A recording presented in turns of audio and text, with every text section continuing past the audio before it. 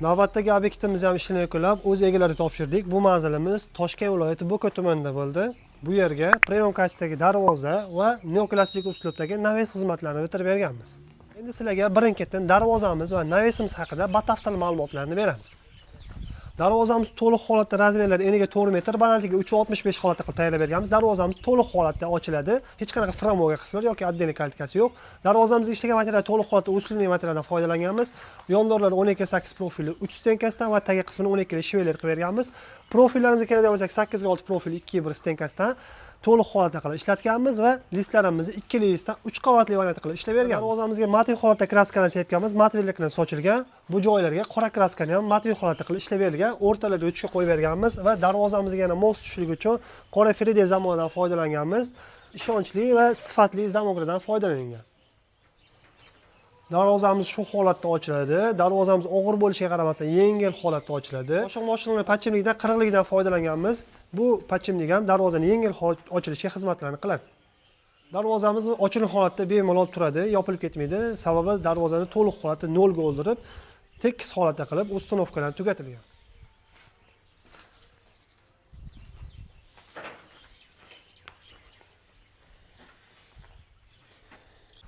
Endi sizlarga darvozamiz orqa ko'rinishini ham ko'rsatamiz. Darvozamiz yopilishiga ham bitta baho berasizlar. Juda ham yengil holatda ustanov qilingan, umuman zazorlar, luftlar qolmagan.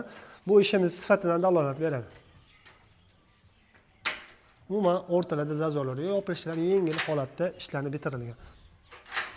Va darvozamiz orqa ko'rinishi shunaqa holatda, tekis holatda qilib ishlab berilgan. Bu 3 qavat varianti, to'liq holatda utopionniy qilingan, o'rtalarga shumizatsiyalar qilib berilgan. O'rtalariga sentrochka va oldiga qanaqa kraskalar ishlagan bo'lsa, orqa tarafga ham shunaqa kraskalar va laklargacha sochilgan.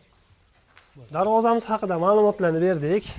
Darvozalar narxlariga keladigan bo'lsak, 1 kvadrat metri 1.200.000 so'mdan boshlab, materialning qalin yupqaligiga 1 qavat, 2 qavat, 3 qavatli variantiga qarab turib 1.600.000 so'mgacha darvozamiz tayyorlasa bo'ladi.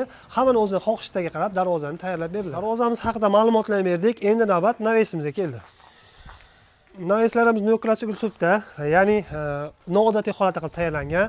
Naveslarimiz tekis holatda, high-tech uslubda, darvozamizga mos holatda qilib teva qismini lazer gullardan ishlatganmiz. Bular materiallar to'liq holatda usulli materialdan qilingan. Razmerlari keladigan bo'lsak, eniga 4.80 sm, oldiga chiqish razmerlari esa 4.5 metr holatda qilib tayyorlab berildi.